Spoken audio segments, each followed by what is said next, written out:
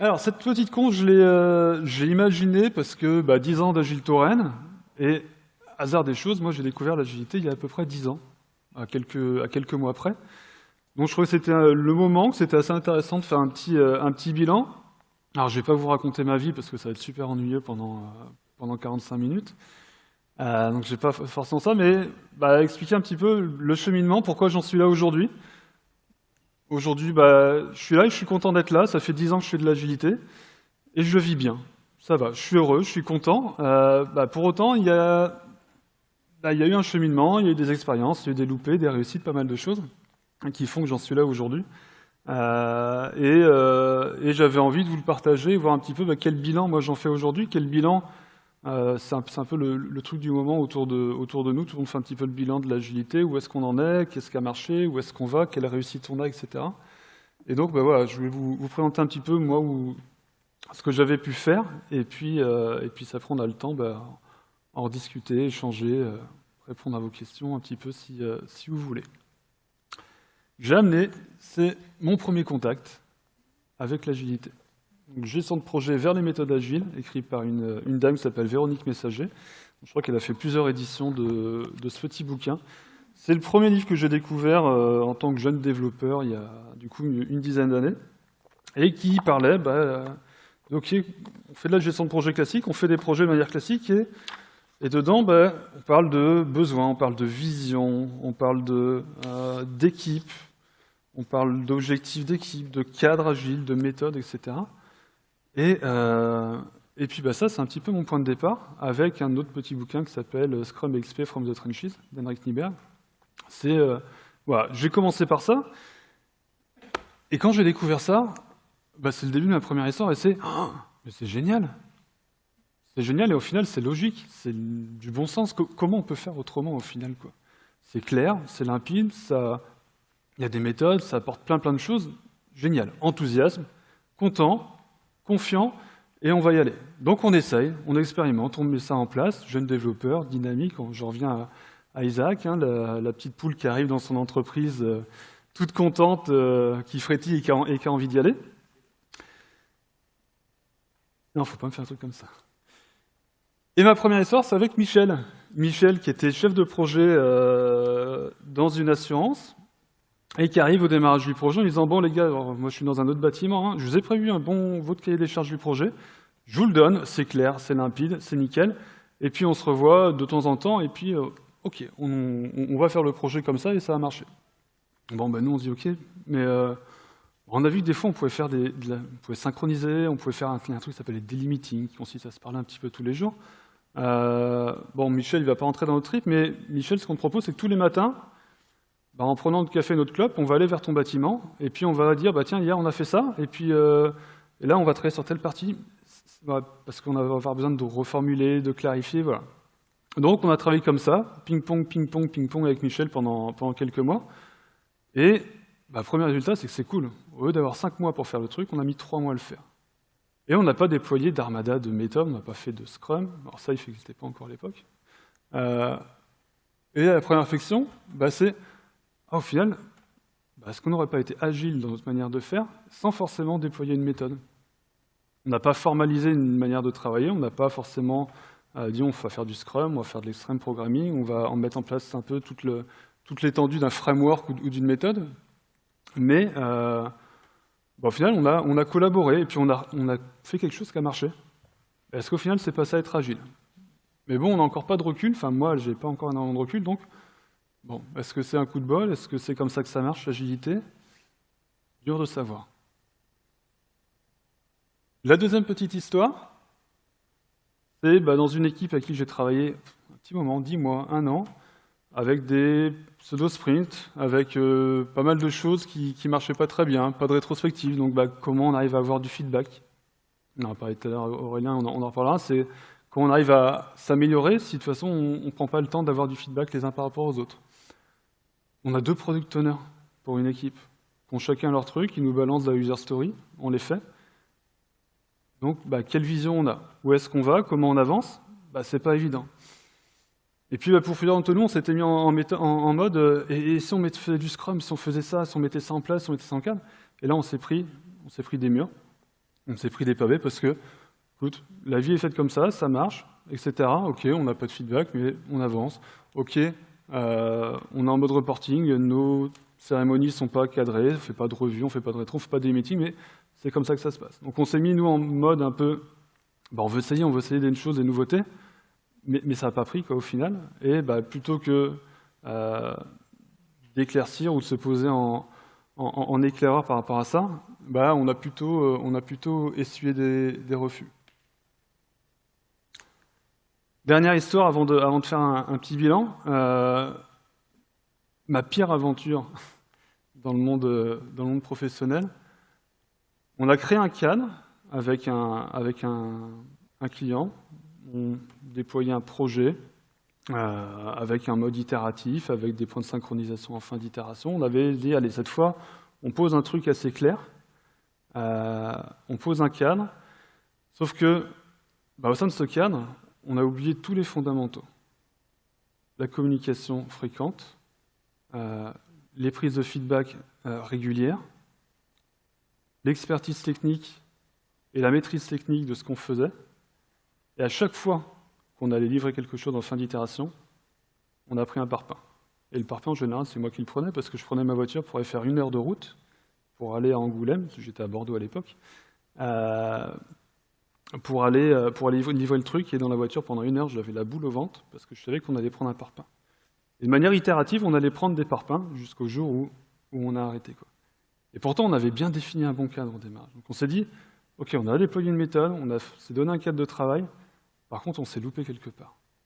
À quel moment on s'est loupé? Qu'est-ce qu'on a fait de mal qui nous a amené à prendre des murs? Donc au bout de quelques années, il y a des choses qui ont marché, il y a des choses qui ont moins bien marché. Et le bilan, c'est que on a un peu paumé, quoi. Parce que ce truc, quand je l'ai découvert, je me suis dit, c'est génial, ça apporte de la valeur. Quand j'arrive à le mettre en place, c'est bien, mais on n'est pas écouté, toujours. On a du mal à convaincre les gens. Alors, est-ce qu'il faut les convaincre ou pas? Et les récits sont là, mais il y a également pas mal de petits échecs, et c'est pas forcément évident d'arriver à changer le monde, quoi. On a envie de proposer, on a envie d'aider, on a envie de collaborer, mais changer le monde, c'est pas simple au final. Et comment on fait pour changer le monde? J'avais 2 leviers. Le premier, c'est l'environnement personnel, parce qu'il est important et c'est celui qui permet un petit peu de se ressourcer. C'est la famille, c'est ce qui fait du bien, c'est là où on est à l'aise et quand on y retourne, on prend un bon bol d'air. Le deuxième, c'est les communautés. Il y a un truc à retenir, que je retiens de toute cette histoire, c'est tous ces gens-là. C'est des gens à qui j'ai collaboré, c'est des gens qui ont créé des choses, qui participent à des conférences, qui donnent de leur temps, qui partagent, qui échangent, qui donnent, qui prennent, mais qui donnent beaucoup. J'ai plein de gens autour de moi, de la famille, des amis, qui ont chacun des métiers un peu différents du mien, différents du nôtre, qui ont des pairs également. Mais aujourd'hui, je n'ai pas rencontré une seule activité où il y a une communauté, j'inclus communauté agile, communauté de développement un peu là-dedans, parce c'est quand même très très lié. Je ne connais pas une communauté qui est autant active et qui permet autant de partage. Et à chaque fois, alors moi j'ai commencé du coup avec les Scrum Wine bordelais pour... Il y a qu'Alexis qui est bordelais? Il y a d'autres bordelais ici? Non? Donc les Scrum Wine bordelais, mon premier Scrum Wine c'était en 2009 avec Claude Aubry, Fabrice Empty et Yves Hanoul. Donc on va reparler avec Chris Denot tout à l'heure, je ne sais plus où Caisse d'épargne à Bordeaux, enfin bref à Lormont.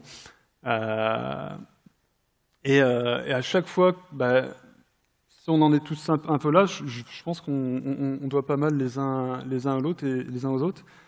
Et quand j'ai commencé à être développeur, on m'avait dit que j'entendrais parler de solution focus, d'analyse transactionnelle, de psychologie, de tous les sujets que vous pouvez voir dans les confs à gauche, à droite, de leadership, de management, j'aurais jamais imaginé. Ça, je ne l'ai pas inventé. Ça m'est pas venu comme ça, c'est venu par les communautés. Donc les communautés, c'est le petit coup de boost, c'est ce qui fait que on apprend, on essaye, on fait des erreurs, on va chercher des informations à gauche, à droite, et c'est ce qui est fort avec l'agilité, on est des éponges au final, quoi. On est des éponges, on prend le meilleur, on l'adapte, et le succès, c'est la collaboration, l'épanouissement des personnes, et on va trouver les meilleurs outils pour faire ça. Il y a 5 ans, à peu près, j'ai fait une conférence à Rennes, et puis j'ai dû la faire également à Agile France. J'avais appelé Génération Agile avec ce Y. Ça m'était venu d'un petit livre de Michel Serres. Il y en a qui connaissent Michel Serres, ici? Ouais? Yes. Il avait fait un petit bouquin qui s'appelle Petite Poussette. Donc c'est un philosophe, un humaniste, voilà, qui a fait pas mal de choses et qui notamment fait tout un travail d'analyse sur les générations actuelles, passées, futures. Un de ses derniers petits bouquins, c'est C'était mieux avant, pour dire tout le monde dit c'était mieux avant, mais avant moi j'y étais, et je peux vous dire qu'avant c'était pas forcément mieux qu'aujourd'hui. C'est lui qui dit ça, c'est pas moi. Et bon, je crois qu'il a 70, 80 balais maintenant, donc il a ce recul là-dessus. Et donc, à travers Petite Poussette, expliquer cette fameuse génération Y, donc j'en ai entre 80 et je sais plus 90 à peu près, et expliquer les caractéristiques de Y. Et moi, ce que je trouvais intéressant avec ce travail, pourquoi ça avait fait tilt, c'est-à-dire, Y, au final, prenez le monsieur qui s'amusait à jouer au fou avec sa perruque. Dans ses caractéristiques, il est autant Y que n'importe qui. On dit Y qu'il est libéré, il sort du cadre de l'entreprise formelle.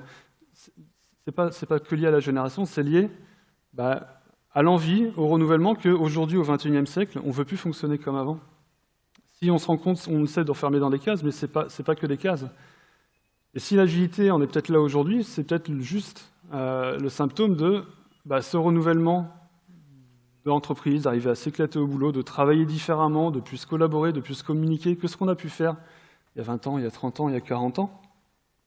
C'est peut-être pour ça qu'on arrive à parler de génération YZ, c'est juste au final un symptôme, tout simplement, de besoin de changement et de repenser notre modèle de collaboration. Il y a eu l'ère industrielle, il y a eu l'ère de l'informatique, l'ère du numérique. Peut-être qu'aujourd'hui on revient à une ère. On parle de l'ère de la conscience, l'ère de l'humain, c'est comment on s'accomplit dans notre environnement. Et l'agilité, c'est un super booster pour ça, parce que vous le voyez, ça va au-delà des méthodes, ça va au-delà de ça. Donc, si c'est déployé aujourd'hui, je pense que c'est que ça parle et ça répond aux envies qu'on a de voir différemment notre travail. Donc cette conf, je l'ai faite un petit peu pour ça. Aujourd'hui, je n'ai pas forcément changé d'avis. Je pense que c'est toujours le cas. Je pense que l'agilité répond un petit peu à toutes nos attentes. Et entre guillemets, c'est pas fini, ça va continuer un petit peu. Il va juste falloir qu'on apprenne à adapter un petit peu la manière dont on le met en place. Mais ça, on va en parler après. Donc après mes premières années d'agiliste convaincu et d'enfonceur de porte, le bilan, c'est que à chaque fois qu'on a essayé de mettre en place l'agilité au sein d'une équipe, c'est se rendre compte que cette équipe elle est dans un environnement et que on ne peut pas uniquement travailler sur cette équipe. On a besoin d'aller voir un petit peu autour de cette équipe. Il y a une entreprise, il y a une culture, il y a d'autres équipes, il y a des managers, il y a des RH. Il y a tout un truc qu'on doit prendre en compte, parce que si on s'arrête uniquement à cette équipe, on va atteindre rapidement un plafond de verre, on va avoir du mal à atteindre nos objectifs. Donc prendre en compte le fait qu'on évolue dans un environnement qui est complexe, tout simplement, et que uniquement déployer quelques principes et quelques pratiques ne va pas nous aider à atteindre ce qu'on veut faire. Le deuxième, c'est qu'on a besoin d'une application collective. D'accord ? On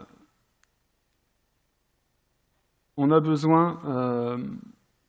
un projet, une équipe qui travaille quelque chose, c'est une chaîne de valeur au final. Vous avez différentes personnes qui travaillent sur cette chaîne de valeur. Donc tout l'enjeu, ça va être d'arriver à se dire... nous ne nous arrêtons pas à notre microsystème de développeurs, d'équipes de réalisation, mais essayons d'impliquer tout le monde, ce qu'on a du mal à faire. Principalement, mon feedback, c'est l'agilité, ça vient de l'IT. Ça a été créé par des gens qui sont proches de l'IT. Et pour autant, on a besoin d'embarquer tout le monde. Donc, il va falloir arriver à ouvrir un petit peu les frontières, casser les silos. Et on parlait d'invitation ce matin, invitons les gens, quoi. Invitons les gens un peu à notre trip, invitons les gens à rentrer dans la même dynamique que nous, et essayons d'impliquer tout le monde rapidement, dès le début. Ne nous fermons pas dans notre microcosme d'équipe, prenons en compte l'ampleur de notre environnement. Le troisième point, c'est donner du temps au temps, prendre le temps de faire les choses. Un changement, des améliorations des cultures. On a besoin de faire bouger les choses, mais ça va prendre des mois, ça peut prendre des années.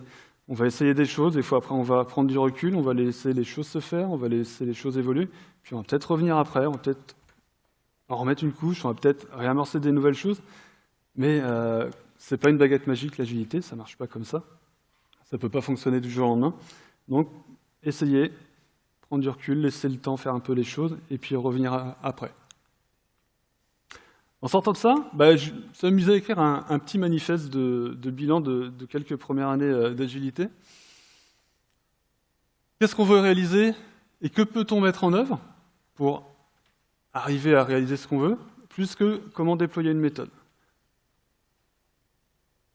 Un Scrum est utile, un framework c'est utile, des méthodes elles sont utiles. On va devoir apprendre. Par contre, avant de maîtriser ça, le plus important, c'est peut-être de savoir qu'est-ce qu'on veut faire au final. Qu'est-ce qu'on veut atteindre comme résultat? L'agilité, c'est pas on en revient, c'est un chemin, c'est pas un objectif. Aujourd'hui, j'ai même du mal à définir c'est quoi être agile ou pas agile. Je n'ai pas de définition de ce que ça peut être. Donc, on va avoir besoin des méthodes, ça va avoir de la valeur, ça va structurer quelque chose. Par contre, ce n'est pas une fin en soi. Comment optimiser notre boucle de feedback organisationnelle et technique, plus que pousser au plus loin nos pratiques? De la même manière, on a besoin d'expérimenter, on a besoin de faire des choses, on a besoin de pousser un petit peu les choses, mais au bout d'un moment, comment on essaye d'avoir le plus rapidement cette prise de recul? Alors technique, parce qu'on est dans des environnements techniques, et on a besoin d'avoir des expertises techniques qu'on est capable de pousser. Et organisationnel, c'est qu'on a besoin de tester des modèles d'organisation qui vont permettre de mieux communiquer, de mieux collaborer. Donc, il faut être capable de le pousser, il faut se laisser le temps d'expérimenter, mais à un certain moment, il faut être capable de se donner des boucles de rétroaction, des boucles de feedback qui vont nous permettre de pivoter, s'améliorer, et au besoin d'aller dans un sens différent. Susciter l'envie plus qu'essayer de convaincre. Alors celui-là, il n'était pas évident à formuler, parce qu'au final, l'objectif n'est pas forcément de convaincre les gens. Je ne vais pas te convaincre que l'agilité, ça va être bon pour toi. Il faut que toi, tu arrives à te convaincre de ce que ça peut t'apporter, ou tu arrives à imaginer ce que ça peut t'apporter. Donc plus que ça, on va essayer de susciter l'envie.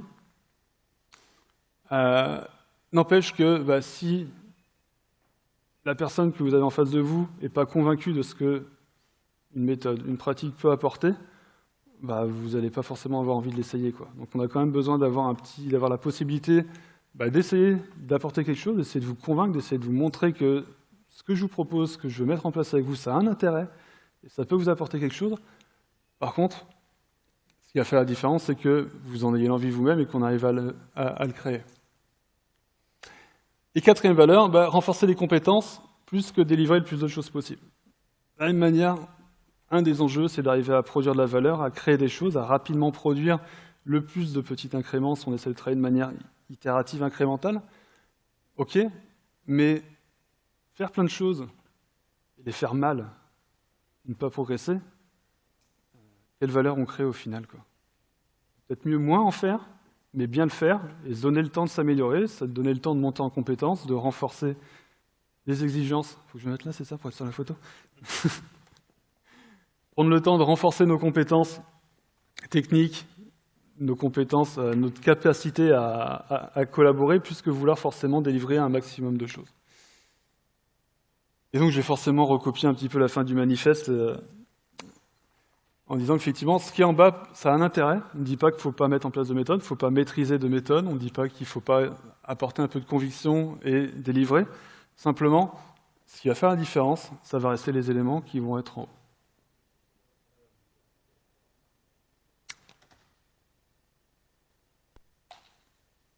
Les transformations agiles. De toute façon, depuis 4 ans, on n'entend parler que de ça.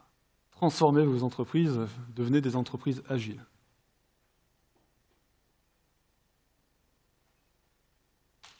Alors, c'est le truc à la mode. Toutes les entreprises, alors c'est principalement des DSI, ce qui fait peut-être un peu défaut, on met le mot les deux mots transformation agile les uns à côté des autres.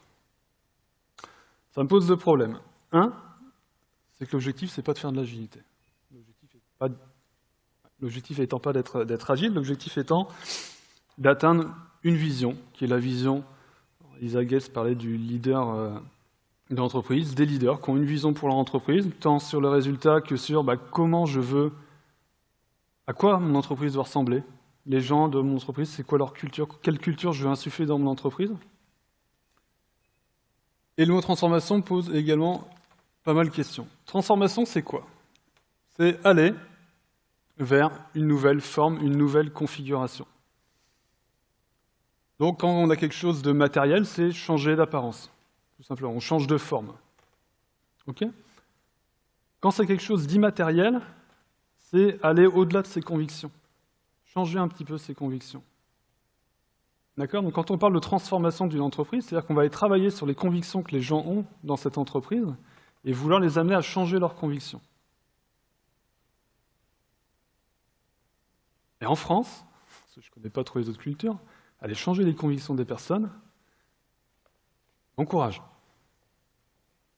Vous avez essayé, vous avez dû vous rendre compte que ce n'était pas évident. Et c'est peut-être ce que j'ai expérimenté il y a quelques années en voulant pousser de l'agilité dans mes premiers environnements. On ne peut pas forcer les gens aux entreprises. On va forcément se confronter à leurs convictions et forcément ça va faire des étincelles. À côté, on parle de changement. Ça tombe bien, c'est marqué un petit peu partout depuis 2 jours à Gilles Torren. Donc changement, voilà, on va détourner, on va remplacer quelque chose par autre chose. Et donc on va apporter, on va dire, des petites modifications. La seule chose n'est pas permanente, c'est le changement. C'est-à-dire qu'on va devoir amener du changement, mais arriver à... Voilà, il y a cette idée de je prends un truc, je le remets à la place. Et face au changement, on n'est pas tous égaux, évidemment.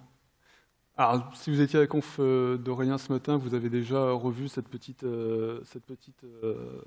courbe qui nous vient à la base de l'ami Rogers, qui a été du coup repris par Moore avec le Crossing the Chasm. Et si bien que par rapport au changement, de toute façon, on va se heurter à différentes populations, à différents types de populations, et que autant ici, on va rencontrer des gens qui sont prêts à remettre en cause leurs convictions, parce que je vois quelque chose de nouveau, j'ai envie de l'essayer, je veux le voir différemment, je suis prêt à le tenter. Autant au bout d'un moment, voilà, on va rencontrer des populations moins prêtes à vivre ce changement, à se transformer, à faire ce travail-là sur eux-mêmes. Et forcément, la difficulté va être un petit peu différente. Donc on va devoir retravailler nos outils, nos pratiques, notre approche pour être capable de le faire.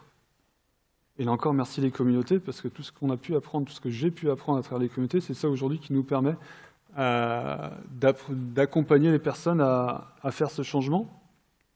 Parce qu'il y a un mécanisme qui est assez simple à comprendre, qui s'appelle l'homéostasie, qui dit que, en tant qu'organisme, on fait tout ce qu'on peut pour se garder à peu près dans un état stable. Quand vous êtes dehors en short et en tongs et en t-shirt alors qu'il fait 5 degrés, votre corps il va mettre en place tout ce qu'il faut pour arriver à le garder à peu près dans un état correct, à survivre au final, quoi.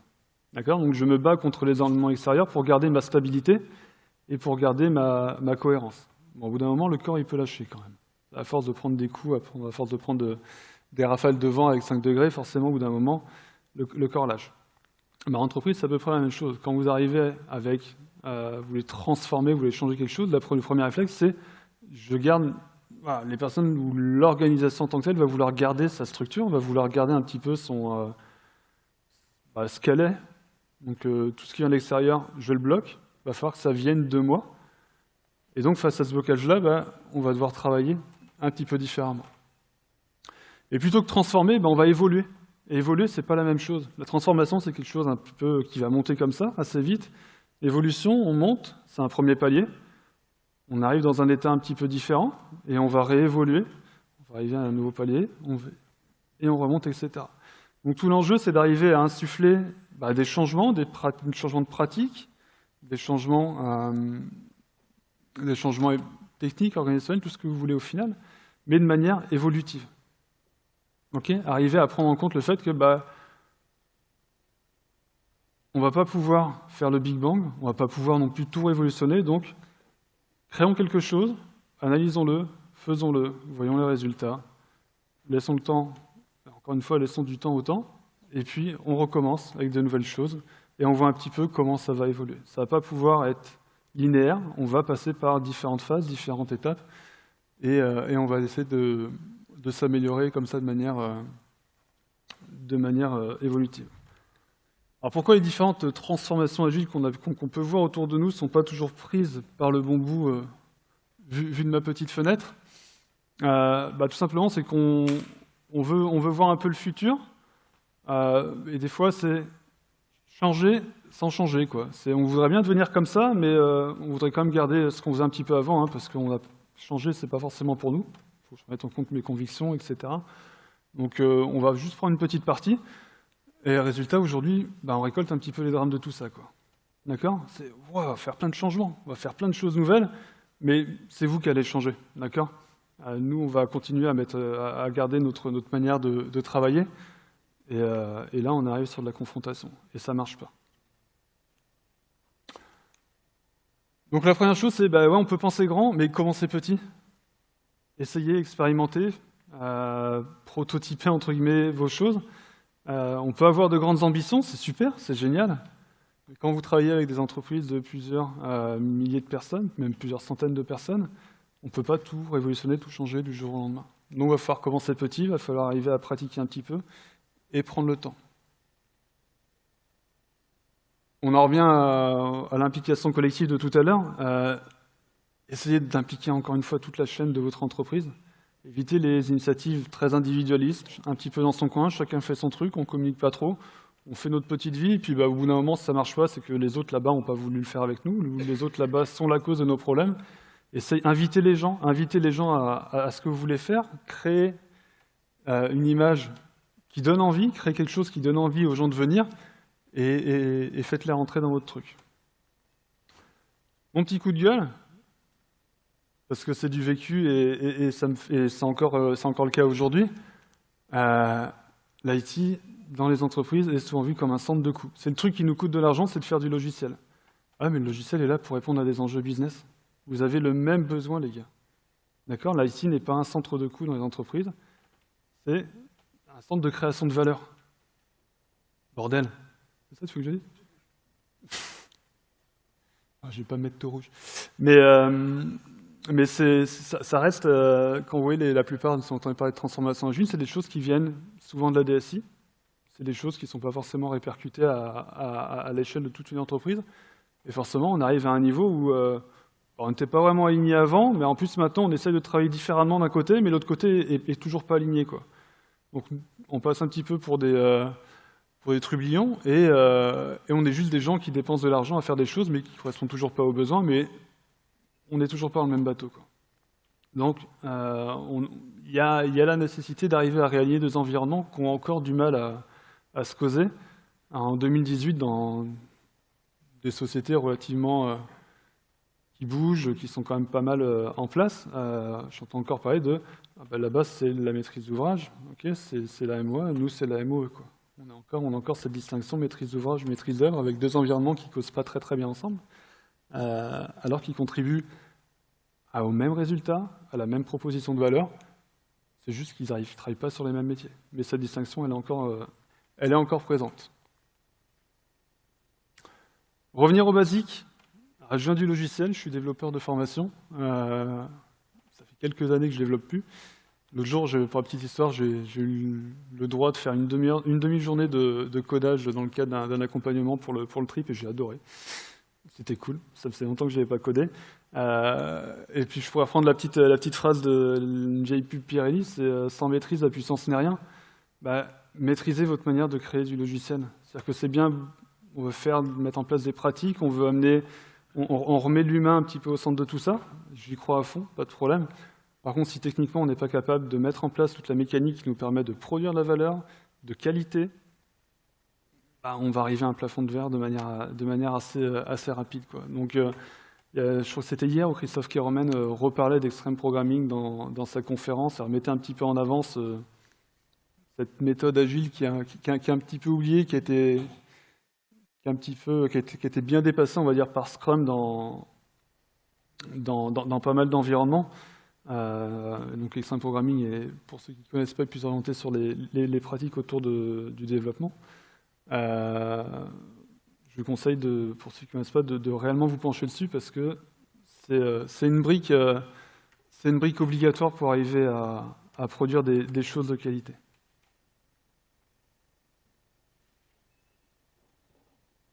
Pile.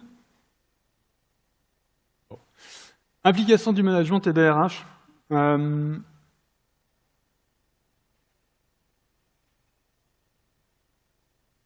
y a une entreprise avec qui je travaille depuis quelques mois, en parallèle de pas mal de mise en place de pratiques agiles et une nouvelle manière un peu différente de vouloir créer leur logiciel. Ils ont fait tout un programme de refonte de système RH, etc. Et on s'est rendu compte que, au lieu d'avoir deux choses qui s'alignent, c'est deux choses perpendiculaires, quoi.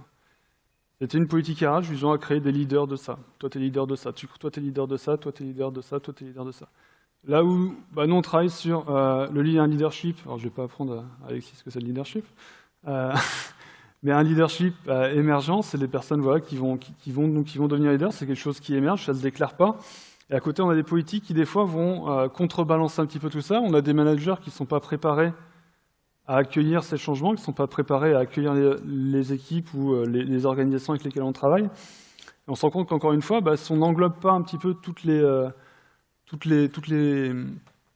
strates et tous les cadres de l'entreprise, à certains moments, on arrive à des désalignements, on arrive à des messages contraires, et on arrive à des gens qui sont juste totalement paumés, totalement perdus, parce qu'il y a des messages un peu contradictoires qui viennent et qui se recoupent. Et je me remets la petite image du nounours. Alors, je n'ai pas pris de nounours avec moi. Et hier, quand je vous ai parlé du nounours, je dis que le nounours, c'était la personne un petit peu qui était là par rapport au changement pour vous réconforter, parce que le changement, ça peut faire peur, et puis on a besoin de quelque chose auquel on peut se raccrocher. Votre nounours, ça pourrait être votre management et vos RH. Vous pouvez leur faire des câlins. C'est eux qui sont censés vous encadrer, c'est ceux qui doivent être là pour vous accompagner, pour vous rassurer. S'ils ne sont pas dans la même boucle que vous, s'ils ne sont pas dans la même dynamique, on vous met des fois un petit peu au devant de « allez-y, on va faire des choses, on va essayer, mais voilà, en cas de plantage, vous ne serez peut-être pas forcément suivi. » Et dans ce cas-là, au lieu de créer une émulation, au lieu de créer une envie, on fait juste un gros freeze des personnes qui se bloquent en disant alors, si ça ne marche pas et on ne sait pas trop où on va, qu'est-ce qui va se passer au final? Qu'est-ce qu'on va faire? J'ai plus de piles.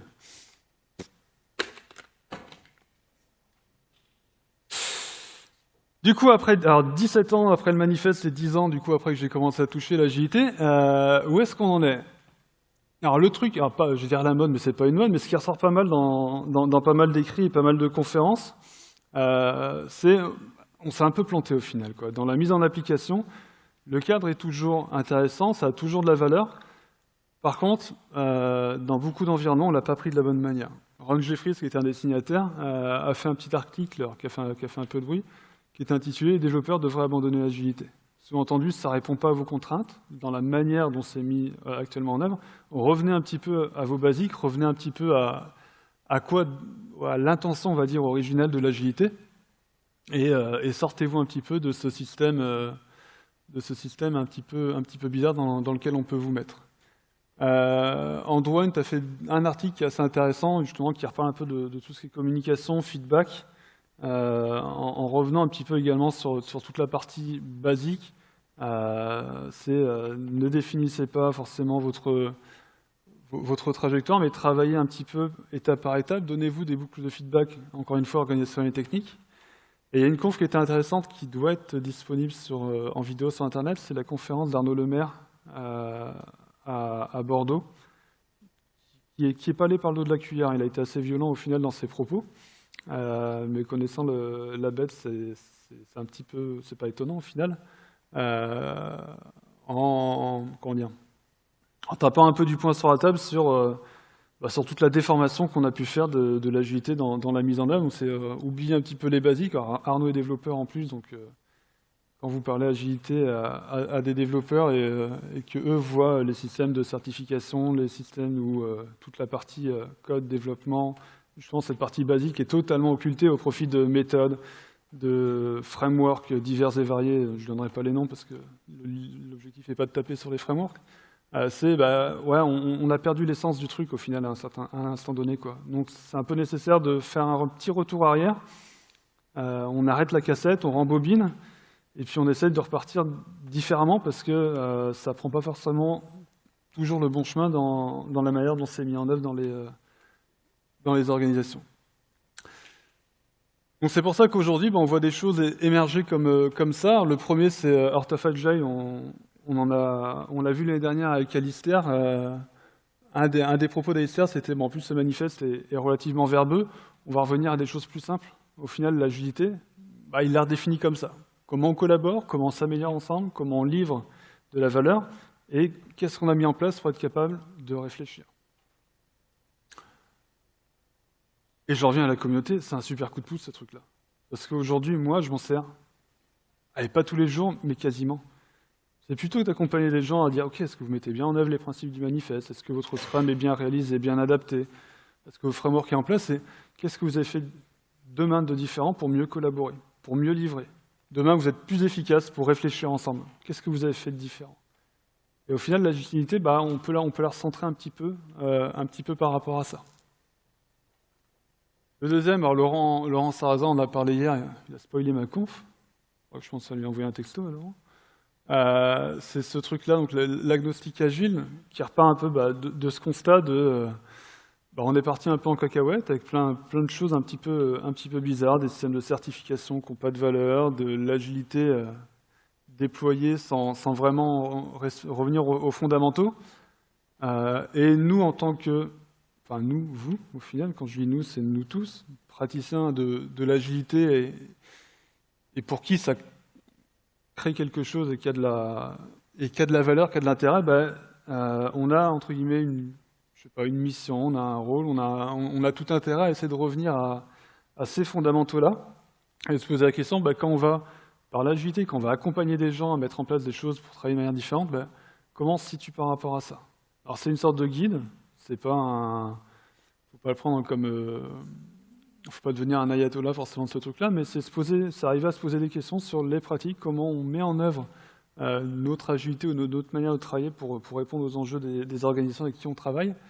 Et ça fait réfléchir pas mal, ou ça doit faire réfléchir pas mal sur toutes nos pratiques.